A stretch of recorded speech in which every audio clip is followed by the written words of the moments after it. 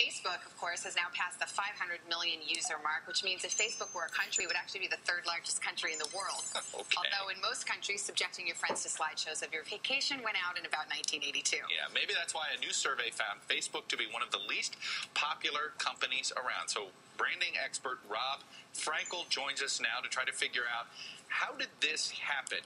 So basically, Facebook has become a utility. I mean, that's what it seems. It's as if a bunch of people signed up. They see that it has a utilitarian value to them in their lives, but they don't like it. What happened here? What's the disconnect?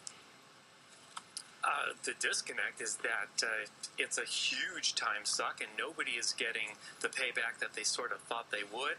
And quite honestly, there's a lot going on behind the scenes, under the covers, if you will, with their data that they're not real happy about. Well, Rob, let's put up this survey, which is kind of the impetus for this segment today. Some of the lowest scoring industries on customer satisfaction. You've got social media, which would include Facebook, airlines, and subscription TV, a.k.a. cable. So people aren't happy with Facebook. And yet you cannot argue with the success of Facebook in terms of users. I mean, it's just past the 500 million user mark. So what is it doing right, and what is it doing wrong? Well, I could argue with its success all day long. I know that Facebook claims to have 500 million users. In reality, what they have are 500 million accounts, and who knows how many users have multiple accounts. So that's the first thing. The second thing is there's a big problem with a lot of brands about where they fail to set expectations. And Facebook's done that in spades. They've put this thing out there, but there's really a lack of direction on how to get the most out of it, which really falls at their feet. So I don't blame people for being disappointed.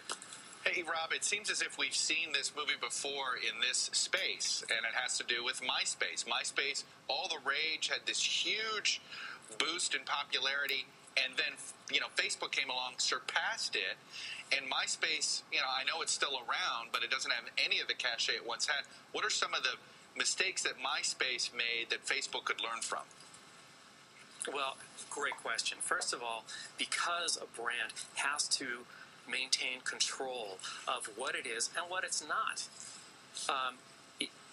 that's where the brand success really, really depends. If you don't set those expectations, the public sets those expectations for you, and now you start rambling. And as a result, MySpace, which really should have been what Facebook is really now the home to teenagers, cougars, and pretty much failed musicians.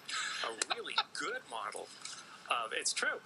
Listen, a really good model, though, that we have seen before, I think that's much closer, is probably AOL, which is sort of this parabolic model that started out really slow, gained huge acceptance, and then withered away very quickly. All right. Well, Rob Frankel, branding expert, up early for us in California. Fascinating little discussion. Yeah, and he loves what was it, Cougars? Oh, you know what? We hadn't had a cougar reference. Yeah, so thank you for that. Appreciate it. Appreciate it.